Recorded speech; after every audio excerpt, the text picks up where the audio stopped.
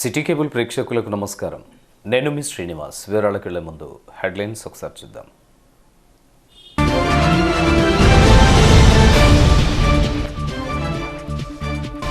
కరీంనగర్లో కేసీఆర్ సభ ఖరారైన నేపథ్యంలో వాయిదా పడిన కనిలోని టీఆర్ఎస్ పార్లమెంటరీ సన్నాహక సమావేశం. 17న కరీంనగర్లో జరిగే కేసీఆర్ సభకు ప్రజలు భారీ సంఖ్యలో హాజరు కావాలని పిలుపునిచ్చిన మంత్రి కొప్పుల ఈశ్వర్, ఎమ్మెల్యే కోరకంటి చందర్.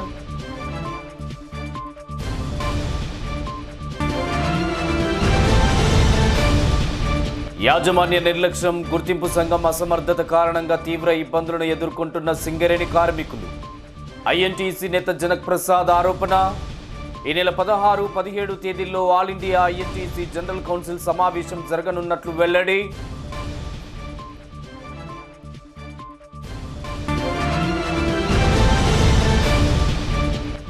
గోదావరికంలో ఉన్న డయాలసిస్ సెంటర్ నిర్వహణను ప్రైవేటు పరం చేస్తే ఊరుకోబో.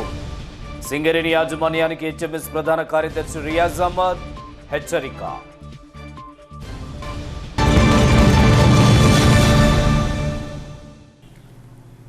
వివరాలు చూద్దాం. గోదావరికనిలో ఈ నెల 15న నిర్వహించ తలపెట్టిన టీఆర్ఎస్ పార్లమెంటరీ సన్నాహక సమావేశం వాయిదా పడింది. పార్లమెంటు ఎన్నికలకు షెడ్యూల్ వెలువడిన నేపథ్యంలో టీఆర్ఎస్ అధినేత కేసీఆర్ ఎన్నికల ప్రచారానికి శ్రీకారం చుట్టాలని నిర్ణయించుకున్నారు. ఇందుకోసం సెంటిమెంట్గా భావించే కరీంనగర్లో ఈ నెల 17న బహిరంగ సభ నిర్వహించి ఎంపీ ఎన్నికల ప్రచారానికి శంఖారావాన్ని పూరించేలా ప్రణాళికలను సిద్ధం చేసుకున్నారు. ఈ క్రమంలో గోదావరికని సింగరేణి స్టేడియం గ్రౌండ్లో నిర్వహించాలనుకున్న టీఆర్ఎస్ పార్లమెంటరీ సన్నాహక సమావేశాన్ని అనివార్యంగా వాయిదా వేయాల్సి వచ్చినట్లు తెలంగాణ రాష్ట్ర సంక్షేమ శాఖ మంత్రి కొప్పుల ఈశ్వర్, స్థానిక ఎమ్మెల్యే కోరకంటి చందర్ తెలిపారు. ఈ నెల 17న కరీంనగర్లో జరిగే కేసీఆర్ బహిరంగ సభకు ప్రజలు, కార్మికులు అధిక సంఖ్యలో హాజరై విజయవంతం చేయాలని వారు కోరారు. యాజమాన్యపు నిర్లక్ష్యం, గుర్తింపు సంఘం బాధ్యత రాహిత్యం కారణంగా సింగరేణి కార్మికులు తీవ్ర ఇబ్బందులను ఎదుర్కొంటున్నారని ఐఎన్టీసీ ప్రధాన కార్యదర్శి జనక్ ప్రసాద్ ఆరోపించారు. హామీల అమలుతో పాటు కార్మిక సమస్యల పరిష్కారంలో టీబీజీకే పూర్తిగా విఫలమైందని విమర్శించారు. 2 సంవత్సరాల కాల పరిమితితోనే పరిగణలోకి తీసుకుని నిర్ణీత గడువులోగా సింగరేణి గుర్తింపు సంఘం ఎన్నికలు నిర్వహించాలని డిమాండ్ చేశారు. కోల్ బెల్ట్లో నెలకొన్న పరిస్థితుల దృష్ట్యా రాబోయే పార్లమెంట్ ఎన్నికల్లో కాంగ్రెస్ పార్టీ అభ్యర్థులదే ఘన విజయమని ధీమా వ్యక్తం చేస్తున్న జనక్ ప్రసాద్తో మా correspondent Poodar Kumar face to face. Singareni స్థితిగతులతో పాటు సమీపిస్తున్న పార్లమెంట్ ఎన్నికల వ్యవహారంపై మనతో మాట్లాడేందుకు ఐఎన్టీయూసీ ప్రధాన కార్యదర్శి జనక్ ప్రసాద్ గారు సిద్ధంగా ఉన్నారు. మీరు చెప్పండి, సింగరేణి సంస్థలో ప్రస్తుతం నెలకొన్న పరిస్థితులను ఎట్లా విశ్లేషిస్తారు? సింగరేణి కాలనీస్లో ప్రొడక్టివిటీ, డిస్పాచ్, లాభాల మీదనే మేనేజ్మెంట్ ఆధారపడుతుంది. అది సంస్థకు ముఖ్యమైనప్పటికీ కూడా కార్మికుల వెల్ఫేరు, కార్మికుల పని పరిస్థితులు, కార్మికుల ప్రమోషన్లు, వాళ్ళకి రావాల్సినటువంటి సౌకర్యాల విషయంలో కూడా మేనేజ్మెంట్ శ్రద్ధ పడితే భవిష్యత్తులో సింగరేణి కాలేజీ ఒక ఆదర్శ కంపెనీగా ఉంటుంది. కొత్త ఉద్యోగాలు ఇవ్వడంలో కూడా మేనేజ్మెంట్ కానీ ప్రభుత్వం కానీ చొరవ తీసుకోవటంలే. ఇవాళ సింగరేణి కాలేజీలో 100 మిలియన్ టన్నుల బొగ్గు ఉత్పత్తి చేసేటువంటి సామర్థ్యం ఉంది. అయినప్పటికీ కూడా కొత్త బొగ్గుల పర్మిషన్ల విషయంలో కానీ, కొత్త ఉద్యోగుల రిక్రూట్మెంట్లో కానీ తాత్సారం చేయటం వల్ల ఈ ప్రాంతంలో నిరుద్యోగ యువత ఇబ్బంది పడుతున్నారు. అదేవిధంగా సంస్థలో పనిచేసే కార్మికులు కూడా వాళ్ళ హక్కుల పరిరక్షణ కోసం ఒక బాధ్యత గల గుర్తింపు సంఘం ఫెయిల్ కావడం వల్ల మదన పడుతున్నారు, ఇబ్బంది పడుతున్నారు. కానీ గతంలో ఏ యూనియన్ చేయలేని విధంగా టీబీజీకే టీఆర్ఎస్ పార్టీ సహకారంతో ఘనమైన ప్రయోజనాలు కల్పించిందని, కార్మికుల్లో తమకు పెరుగుతున్న ఆదరణను జీర్ణించుకోలేకనే జాతీయ కార్మిక సంఘాలు ఇలాంటి ఆరోపణలు చేస్తున్నాయని టీబీజీకేఎస్ నాయకులు చెప్తున్న మాట ఏ మేరకు అంగీకరిస్తారు? వాళ్ళు బ్రహ్మాండమైన పనులు చేస్తే వేరే యూనియన్లు విమర్శించే అవకాశం లేదు. అయ్యా, మీరు 2012లో గెలిచినారు, 2017లో గెలిచినారు. డిస్మిస్ కార్మికులు ఉద్యోగాలు ఇప్పిస్తారన్నారు, కాంట్రాక్ట్ కార్మికులు పర్మనెంట్ చేస్తారన్నారు, పేర్లు మార్పు చేస్తారన్నారు, ఏసీలు ఫ్రీకి ఇస్తాం, 50 కోట్ల రూపాయలు రాష్ట్ర ప్రభుత్వం నుంచి తీసుకొస్తామన్నారు, 10 లక్షల రూపాయలు వడ్డీ లేని రుణం ఇస్తారన్నారు. ఇన్ని రకాల పనులు చేయకుండా బ్రహ్మాండంగా మేము పనిచేసినామంటే కార్మికులు కానీ వేరే సంఘాలు కానీ అంత తెలివి తక్కువ కాదు. మీరు చెప్పిన వాగ్దానాలు నిర్వర్తించినప్పుడు విమర్శించాల్సిన అవకాశమే రాదు. పూర్తిగా ఫెయిల్ అయిపోయినారు. మీరు 2 టర్ములు కలిసి మీలో మీరు వివాదాలు పెట్టుకొని జైళ్లకు పోయి కార్మికుల సొమ్ములు దోచుకున్నారని ఎఫ్ఐఆర్ రిజిస్టర్ అయితే మీరు కార్మికులు లాభం చేసినంటే ఎవరు నమ్ముతారు? ఇవాళ భయానక వాతావరణం ఉంది. మైన్స్ మీద కార్మికుడు అన్యాయం జరిగితే ప్రశ్నించే పరిస్థితి లేదు. అటువంటి వాతావరణాన్ని క్రియేట్ అయినప్పుడు మీరు ఒక్కరోజైనా ప్రభుత్వంతో కానీ మేనేజ్మెంట్తో కానీ ఒక్కరోజు పోరాడినరా? గతంలో ఐఎన్టీసీ ఉన్నప్పుడు కాంగ్రెస్ పార్టీ ప్రభుత్వం ఉన్నా, సెంట్రల్లో కాంగ్రెస్ కానీ బీజేపీ ప్రభుత్వాలు ఉన్నా కూడా, ఇక్కడ తెలుగుదేశం ప్రభుత్వం ఉన్నప్పుడు కూడా ఐఎన్టీసీ పోరాడింది. ఇవాళ మీరు 8 సంవత్సరాల లోపల కార్మికుల కోసం ఏ పోరాట కార్యక్రమం చేశారో, కార్మికుల హక్కులు ఏ విధంగా పరిష్కరించాలో చెప్పాల్సిన బాధ్యత మీ మీద ఉంది. బాధ్యత నిర్వహణలో టీబీజీకేఎస్ గుర్తింపు సంఘం విఫలమైన నేపథ్యంలో ప్రతిపక్ష హోదాలో ఉన్న ఐఎన్టీయూసీ తన పాత్రను సమర్థవంతంగా పోషించడంలో ఏ మేరకు సఫలమైందంటే ఏం సమాధానం చెప్తారు? కొంతవరకు మీరు చెప్పింది వాస్తవమే. ఈ రోజు నుంచి 15 రోజుల లోపల ఐఎన్టీయూసీకి సంబంధించిన కేంద్ర కమిటీ నిర్మాణం చేసి 11 ఏరియాల్లో ఏరియా కమిటీలు వేసి సింగరేణి కార్మికులు ఎదుర్కొంటున్న సమస్యల విషయంలో తప్పకుండా ఒక కార్యాచరణ ప్రోగ్రాం తీసుకుంటాం. అంతేకాదు సింగరేణి కాలనీస్లో ఉన్న ఐఎన్టీసీ నాయకుల్ని, కార్యకర్తల్ని కార్యోన్ముఖులను చేసి కార్మిక చట్టాలు, ఇండస్ట్రియల్ రిలేషన్ పాలసీ పద్ధతులు అన్నిటి మీద శిక్షణ తరగతులు ఇచ్చి కూడా ఐఎన్టీసీని బలోపేతం చేసి కార్మికుల హక్కుల కోసం పోరాట కార్యక్రమాలు చేపడతామని మీకు తెలియజేస్తున్నాను. 2 సంవత్సరాల కాల పరిమితిని మాత్రమే పరిగణలోకి తీసుకుని నిర్ణీత కాలంలో సింగరేణిలో మళ్ళీ గుర్తింపు సంఘం ఎన్నికలు ఇదే సంవత్సరంలో నిర్వహించాలని ఏఐటీయూసీ డిమాండ్ చేస్తున్న పరిస్థితి. ఐఎన్టీయూసీ అభిప్రాయం ఏంటి? మాకు ఖచ్చితంగా తెలుసు. మోడల్ కోడ్ ఆఫ్ డిసిప్లిన్ ప్రకారంగా భారతదేశంలో 2 సంవత్సరాలు మాత్రమే ఎన్నికలు జరగాల. నవంబర్ 1వ తారీఖున తర్వాత ఇవాళ ఉన్నటువంటి గుర్తింపు సంఘ పరిస్థితులు ఉండవు. ఖచ్చితంగా 2 సంవత్సరాల్లో ఎన్నికలు జరపాలని, ఆ ఎన్నికల్లో పార్టీ ఏదైతే పార్టీకి సంబంధించిన టీబీఈ కేసు ఉందో కార్మికుల హక్కుల పరిష్కారం విఫలమైంది కాబట్టి రేపు జరిగే ఎన్నికల్లో ఐఎన్టీయూసీ ఇండిపెండెంట్గా పోరాడి తప్పకుండా విజయం సాధిస్తామని నమ్మకంగా చెప్తున్నా. రాబోయే పార్లమెంటు ఎన్నికల పట్ల ఐఎన్టీయూసీ ఎలాంటి అంచనాలతో ఉంది? ఐఎన్టీయూసీ ఎలాంటి పాత్రను పోషించబోతోంది? రేపు రానున్నటువంటి 11వ తారీఖు ఏప్రిల్లో జరిగేటువంటి పార్లమెంట్ ఎన్నికల్లో సింగరేణి కాలనీస్ ఉన్న కార్మికులకే కాదు, తెలంగాణ, ఆంధ్ర రాష్ట్రాల్లో ఉన్న ఐఎన్టీసీ కార్యకర్తలందరూ కాంగ్రెస్ పార్టీ అభ్యర్థుల విజయం కోసం కృషి చేస్తారని, తప్పకుండా అసెంబ్లీ ఎన్నికలకి లోక్సభ ఎన్నికలకి చాలా తేడా ఉంటుంది. మీ అందరికీ తెలుసు, స్థానిక సమస్యల మీద అసెంబ్లీ ఎన్నికలు జరుగుతాయి, జాతీయ సమస్యల మీద లోక్సభ ఎన్నికలు జరుగుతాయి. కాబట్టి కాంగ్రెస్ పార్టీ తప్పకుండా వచ్చే పార్లమెంట్ ఎన్నికల్లో మంచి పెర్ఫార్మెన్స్ ఇస్తుందని మాకు నమ్మకం ఉంది. పెద్దపల్లి పార్లమెంటు స్థానానికి ఐఎన్టీయూసీ అభ్యర్థుల నుండి కూడా దరఖాస్తులు వెళ్ళిన పరిస్థితి కనిపిస్తూ ఉంది. చోటు లభించే అవకాశం ఉంది, లభించే అవకాశం ఉంది. మా ఐఎన్టీయూసీ అభ్యర్థికి కాంగ్రెస్ పార్టీ హైకమాండ్ నిర్ణయిస్తే ఆ అభ్యర్థి విషయం కోసం అన్ని రకాలుగా సింగరేణి కార్మికులు తప్పకుండా కృషి చేస్తారని, విజయం సాధించే దిశగా పోతామని 7 నియోజకవర్గాల్లో 5 అసెంబ్లీ నియోజకవర్గాల్లో సింగరేణి కార్మికులు గణనీయంగా ఉన్నారు. తప్పకుండా వాళ్ళ ఓట్లతోని ఐఎన్టీయూసీ అభ్యర్థికి టికెట్ ఇచ్చినట్టయితే గెలుపు ఖాయం. కేంద్రంలో ఉన్నటువంటి పార్టీ కానీ రాష్ట్రంలో ఉన్న పార్టీ కానీ దాన్ని పరిగణలోకి తీసుకోవాలని మేము కోరుతున్నాం. Thank you sir. సింగరేణి యాజమాన్యం ఉత్పత్తి సాధనపై చూపిస్తున్న శ్రద్ధను కార్మిక సమస్యల పరిష్కారంపై చూపకపోతుండడం బాధాకరమని ఆవేదన వ్యక్తం చేస్తున్నారు ఐఎన్టీయూసీ ప్రధాన కార్యదర్శి జనక్ ప్రసాద్ గారు.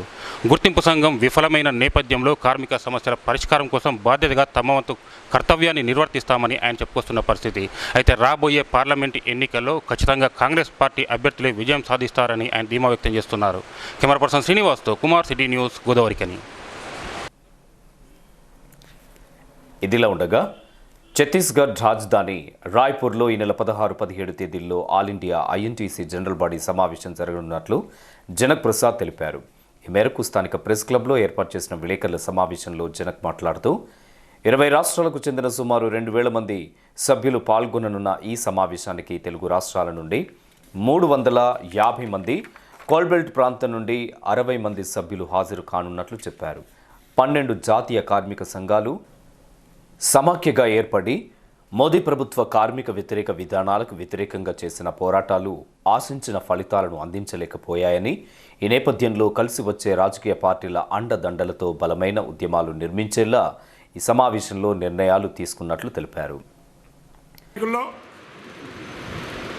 ఛత్తీస్గఢ్ రాజధాని రాయ్పూర్లో ఆల్ ఇండియా ఐఎన్టీసీ సంబంధించినటువంటి జనరల్ కౌన్సిల్ సమావేశం జరుగుతుంది.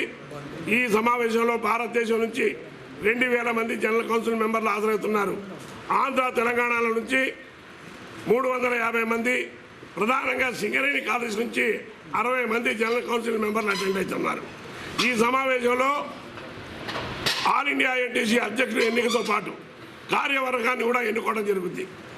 ఆ తర్వాత భారతదేశంలో కార్మిక వ్యతిరేక చర్యలు తీసుకుంటున్నటువంటి మోడీ ప్రభుత్వానికి వ్యతిరేకంగా, కార్మిక చట్టాలని నిర్వీర్యం చేసే మోడీ ప్రభుత్వానికి వ్యతిరేకంగా, పబ్లిక్ సెక్టార్ కంపెనీలని అమ్ముకునే మోడీ ప్రభుత్వానికి వ్యతిరేకంగా, డిజిన్వెస్ట్మెంట్ చేసే మోడీ ప్రభుత్వానికి వ్యతిరేకంగా, మినిమం వేజెస్ పేమెంట్ చేయని మోడీ ప్రభుత్వానికి వ్యతిరేకంగా 12 జాతీయ కార్మిక సంఘాలతో ఒక సమాఖ్యగా ఏర్పడి సంజీవ్ రెడ్డి గారి నాయకత్వంలో ఇప్పటికే పనిచేస్తుంది.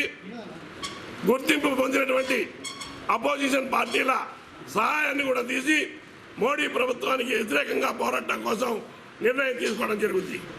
ఇంకా ఈ విలేకరుల సమావేశంలో ఐఎన్టీసీ నాయకులు నరసింహారెడ్డి, బడికల రాజలింగం, కుమ్మడి కుమారస్వామి, ధర్మపురి, వంగ లక్ష్మీపతి గౌడ్, విజయమోహన్, కె సదానందం, గడ్డం కృష్ణ, లింగమూర్తి, మార్కండేయ, ఆంజనేయులు, సాగర్ నర్సయ్య, ధర్మయ్య, తాటి రాజయ్య, జగన్, గడ్డం వెంకటేశ్వర్లు తదితరులు పాల్గొన్నారు.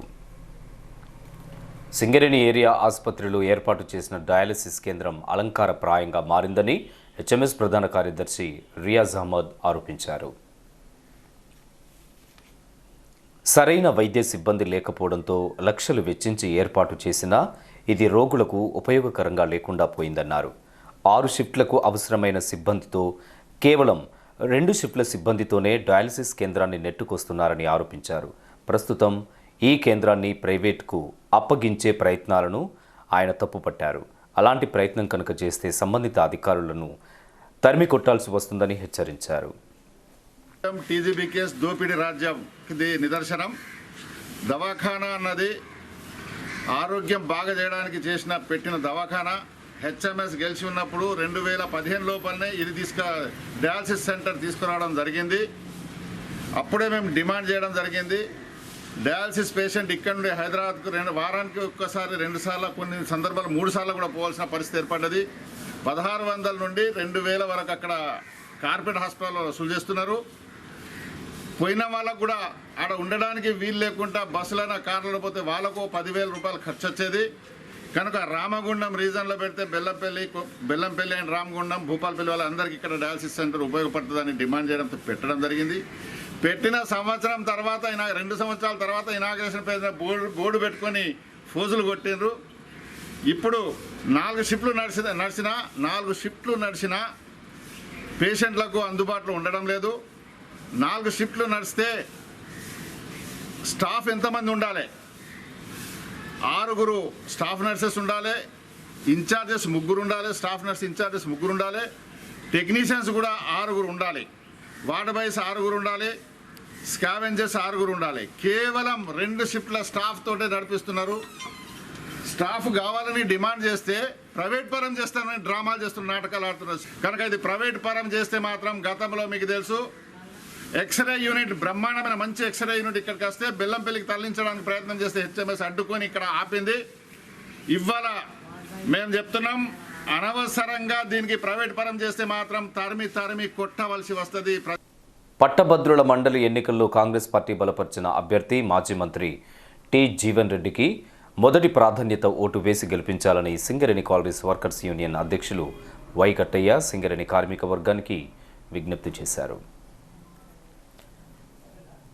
కార్మికుల పేదల పక్షాన పోరాటం చేసే సత్తా, సుదీర్ఘ రాజకీయ అనుభవం కలిగిన జీవన్ రెడ్డిని ఈ ఎన్నికల్లో గెలిపిస్తే ఆయా వర్గాల వాణిని మండలిలో వినిపించే అవకాశం కలుగుతుందన్నారు. సింగరేణి కార్మికుల సమస్యలపై గతంలో 6 సార్లు శాసనసభ్యునిగా శాసనసభలో మాట్లాడి వారి ప్రయోజనాల కోసం కృషి చేసిన చరిత్ర కేవలం జీవన్ రెడ్డికే ఉందన్నారు. ఈ నెల 22న పట్టభద్రుల ఎమ్మెల్సీ అభ్యర్థిగా జీవన్ రెడ్డి గారిని గెలిపించాలని చెప్పి సింగరేణి కాలరీస్ వర్కర్స్ యూనియన్ తరఫున సింగరేణిలో పనిచేస్తున్నటువంటి పట్టభద్రులను అందరినీ కూడా మేము కోరుతూ ఉన్నాం. అందులో జీవన్ రెడ్డి గారు సమర్థవంతమైనటువంటి నాయకుడు. అనేక సార్లు అసెంబ్లీలో సింగరేణి కార్మికుల సమస్యలపైన మాట్లాడి అట్లాగే సమస్యల్ని పరిష్కారం కోసం కొట్లాడినటువంటి నాయకుడు జీవన్ రెడ్డి గారు. అలాంటి జీవన్ రెడ్డి గారిని రేపు జరగబోయే మరి పట్టభద్రుల ఎన్నికల్లో మొదటి ప్రాధాన్యత ఓట్లను వేసి గెలిపిస్తే కార్మికుల సమస్యల్ని శాసన మండలిలో ఆయన గట్టిగా కొట్లాడి సమస్యలు పరిష్కారం చేసేటువంటి సత్తా కలిగినటువంటి నాయకుడు. ఆయన పట్టభద్రుడే కాదు, న్యాయవాది కూడా. అనేక మార్లు మరి ఎన్నికల్లో గెలిచినటువంటి నాయకుడు జీవన్ రెడ్డి గారు. అందులో ఎమ్మెల్యేగా గెలిచాడు, మంత్రిగా కూడా ఆయన పనిచేసినటువంటి అనుభవం ఉన్నది.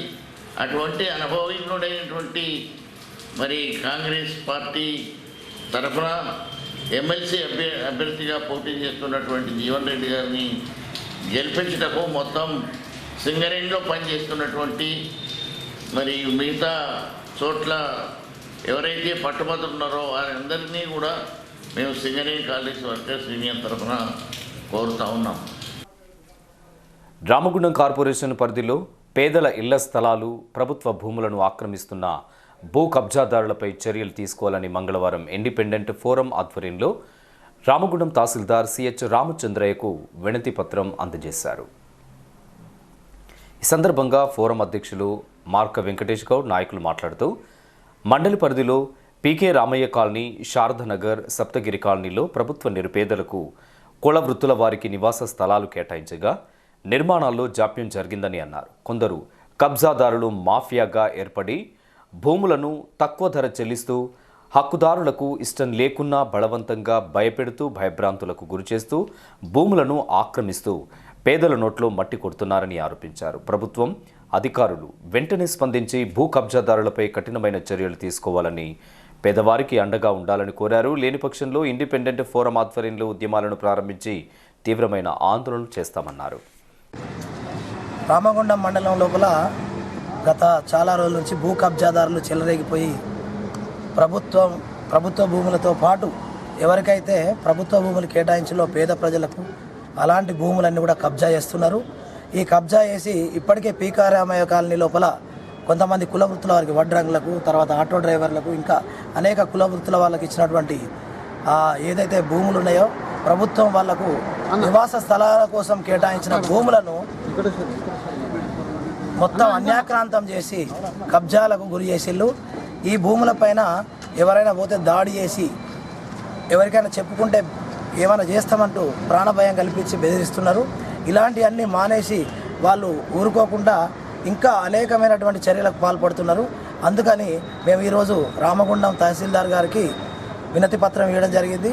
ఈ పీకే రామయ్య కాలనీ కానీ, శారదానగర్ కానీ, ఇంకా సప్తగిరి కాలనీ కానీ అనేక ప్రాంతాల లోపల ఇలాంటి కబ్జాలు చాలా జరుగుతున్నాయి. ముఖ్యంగా మాత్రం పీకే రామయ్య కాలనీ లోపల ఈ ఏదైతే ప్రభుత్వం కేటాయించిన భూములను, పేద ప్రజలకు ఇచ్చిన భూములను కబ్జా చేసిన వాళ్ళపైన చర్యలు తీసుకోకపోతే, వాళ్ళ భూములు వాళ్ళకి ఇవ్వకపోతే మేము ఆందోళన చేస్తాం. కార్యక్రమంలో ఫోరం అధ్యక్షులు గజ్జెల్లి వెంకటేశ్వర్లు, కోశాధికారి అందె రమేష్ చారి, నాయకులు అబ్బాస్, కొమ్ము సంపత్, లక్ష్మీనారాయణ, ప్రసాద్, తోట శ్రీను, సత్తయ్య, నాగేష్ గౌడ్, రజ్జాక్, ఎల్లయ్య, శంకర్ తదితరులు పాల్గొన్నారు. గోదావరికని సెక్టార్ 2 సింగరేణి కాలరీస్ ఉన్నత పాఠశాలలో మంగళవారం ఫేర్వెల్ డే వేడుకలను ఘనంగా నిర్వహించారు. ఈ కార్యక్రమానికి ముఖ్య అతిథిగా ఆర్జీవన్ సేవా అధ్యక్షురాలు శకుంతల విజయపాల్ రెడ్డి హాజరై 10వ తరగతి విద్యార్థులకు పరీక్ష ప్యాడ్లు, పెన్నులు, పెన్సిళ్లను అందజేశారు. ఈ సందర్భంగా ఆమె మాట్లాడుతూ 10వ తరగతి పరీక్షలు వ్రాయబోతున్న విద్యార్థులు ఎలాంటి టెన్షన్కు లోను కాకుండా ప్రశాంతంగా పరీక్షలు రాయాలని సూచించారు. 10వ తరగతి విద్యార్థులకు మరియు 9వ తరగతి విద్యార్థులందరికీ నా శుభ ఆశీస్సులు. సో చాలా మంచి సంస్కృతి, ఇలా 10వ తరగతి స్కూల్ నుండి విద్యార్థులు వెళ్ళేటప్పుడు ఫేర్వెల్ 9th క్లాస్ వాళ్ళు అరేంజ్ చేయడం అనేది చాలా అభినందించదగిన విషయం. సో ఎప్పటికీ ఇలాగే కంటిన్యూ చేయండి. ఇంకా 10వ తరగతి విద్యార్థుల విషయానికి వస్తే, ముందు సార్ వాళ్ళు, మేడమ్స్ అందరు చెప్పినట్టుగా మీరు ఎలాంటి టెన్షన్ లేకుండా ఒక పావు గంట ముందుగా సెంటర్కి వెళ్ళడానికి ప్రయత్నం చేయండి. అమ్మాయిలు ప్రత్యేకంగా చక్కటి బ్రేక్ఫాస్ట్ తిని వెళ్ళండి. బ్రేక్ఫాస్ట్ మీన్స్ ఏదైనా సరే, రైస్ కానీ ఏదైనా సరే కొంచెం తినేసి వెళ్ళండి. తినకుండా ఎగ్జామ్ రాయాలనే హడావిడితో ఆతృతతో వెళ్ళొద్దు. ఒక వాటర్ బాటిల్, వీలైతే కొంచెం నిమ్మరసం అట్లా తీసుకెళ్ళండి. మీరు ఇన్స్టెంట్ ఎనర్జీ. సో చక్కగా మీరు ఆ అవకాశాన్ని అవైల్ చేసుకోండి. తర్వాత హాల్ టికెట్ కూడా మర్చిపోవద్దు. కంగారులో మనకేంటంటే ఎగ్జామ్ ఉంది కదా, ఇక కంగారు అనమాట అన్నిటికీ. అది ఎక్కడో పడేస్తుంటారు. అట్లా పడేసుకోకుండా చాలా జాగ్రత్తగా అది మీ వెంట ఉండేటట్టే చూసుకోండి వెళ్ళేటప్పుడు ప్రతిరోజు కూడా. గత స్మృతులను నెమరు వేసుకోవడం సంతోషంగా ఉందని 1994 అండ్ 95 10వ తరగతి విద్యార్థులు పేర్కొన్నారు. ఈ మేరకు ఎయిటింగ్లైన్ కాలనీలోని సెక్టార్ 3 పాఠశాలలో ఏర్పాటు చేసిన పూర్వ విద్యార్థుల సమ్మేళనం కార్యక్రమంలో ముందుగా నాటి గురువులను ఘనంగా సత్కరించి ఆశీర్వాదం తీసుకున్నారు. అనంతరం పలువురు మాట్లాడుతూ, చిన్న వయసులో ఏరా పోరా అనుకునేవారమని, బాధ్యత తెలిసిన తర్వాత అటువంటి పదం గౌరవ పదంగా మారడం జరిగిందన్నారు. అప్పుడు చేసిన అల్లరి, మిగతా జ్ఞాపకాలు ఇప్పుడు గుర్తు చేసుకోవడం ఎంతో ఆనందాన్ని కలిగించిందని అన్నారు. ఇటువంటి కలయికల వల్ల ఒకరి భావాలు ఒకరు పంచుకోవడం జరుగుతుందన్నారు. తమ గురువులు నేర్పినటువంటి పాఠాలు, మంచి మాటల వల్లే ఇప్పుడు మంచి స్థితికి చేరుకోగలిగామని తెలియజేశారు. మీ అందరికీ అసలు నేను ఎప్పుడైనా పాఠాలు చెప్పానా అని నాకు అనిపిస్తుంది. నిజంగా నాకైతే మిమ్మల్ని చూస్తే ముఖాలన్నీ గుర్తొస్తున్నాయి, ఎప్పుడో ఉన్నట్టే. కానీ నాకు ఇంట్లో ఉన్నట్టే ఉంది, మీతో క్లాస్లో ఉన్నట్టు, క్లాస్లో చెప్పినట్టు లేదు. టీచర్స్ అండ్ సర్స్ అందరికీ పాదాభివందనం. అండ్ ఫోన్ కాల్తోని నా మాట కాదనకుండా అందరూ వచ్చినందుకు బట్ థ్యాంక్స్, అండ్ నన్ను గెలిపించినందుకు థ్యాంక్స్ అందరికీ, నా ఫ్రెండ్స్కి అయితే. అది నాకు చాలా హ్యాపీ. ఫస్ట్ ఎందుకంటే లోకల్లో ఉన్నది ఇప్పుడు నేను ఒక్కదాన్నే ఇక్కడ, అంటే బాయ్స్ కాకుండా గర్ల్స్ కొంచెం రిస్క్ తీసుకుంది అంతే, కొంచెం ముందు పడి రిస్క్ తీసుకుంది. But thanks.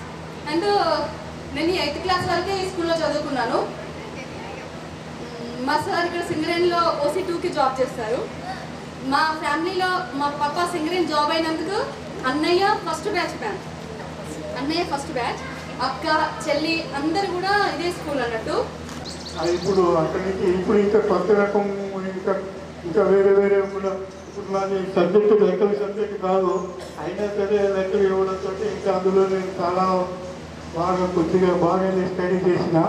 మా పిల్లగాళ్ళు కూడా నవోదయలో ఇక్కడ పరీక్షలు అయితే వాళ్ళు అందులో కూడా OC కేటగిరీలో సెలెక్ట్ అయ్యేవాళ్ళు. మనం నేర్చుకునే విషయాన్ని ఇప్పుడు ఒక మీటర్ ఉంటుంది, మీటర్కి సెంటీమీటర్లు అంటే స్కేల్లో ఉండే నెంబర్లు 100 సెంటీమీటర్లు 1 మీటర్ అవుతుంది. అదే మిల్లీమీటర్లు అయితే చిన్న గీతలు, 1 నెంబర్కి 1 నెంబర్కి మధ్యలో ఉండే చిన్న గీతలు మిల్లీమీటర్లు అంటారు. మానేసి మళ్ళీ స్కూల్ డేస్ గుర్తు చేస్తున్నారు. ఈరోజు నేను ఇక్కడ ఉన్నాను అంటే మెయిన్ రీజన్ అయితే ఫ్రెండ్సేనండి. పావనికి అయితే ఎస్పెషల్లీ థ్యాంక్స్ చెప్పాలి. తను చాలాసార్లు అడిగింది, కానీ నేను వస్తానా రానా అని నాకు లాస్ట్ మినిట్ డౌట్. ఎందుకంటే ఈరోజు మా ఓన్ బ్రదర్ సన్ బర్త్డే, అది ఎప్పుడు ఉంటుందో నాకు తెలియదు. బట్ బైలాక్ మీ అందరినీ కలవడానికి అది ఈవినింగ్ పోస్ట్ పోన్ అయింది. So I'm grateful to say thank you so much. And అలాగే ఫస్ట్ చెప్పడం మర్చిపోయాను, పెద్దలందరికీ పాదాభివందనం. ఈ కార్యక్రమంలో శేషరత్న, సుగుణ, సుబ్రహ్మణ్యం, కమల మనోహర్, జయసుందరి, స్టాలిన్ గౌడ్, ప్రకాష్, వాహిద్, విజయ్, సునీత, రాజేందర్, పావని తదితరులు పాల్గొన్నారు. ఈ వార్తలు ఇంతటితో సమాప్తం. తిరిగి మరిన్ని విశేషాలతో మళ్ళీ కలుసుకుందాం. అంతవరకు సెలవు. నమస్కారం.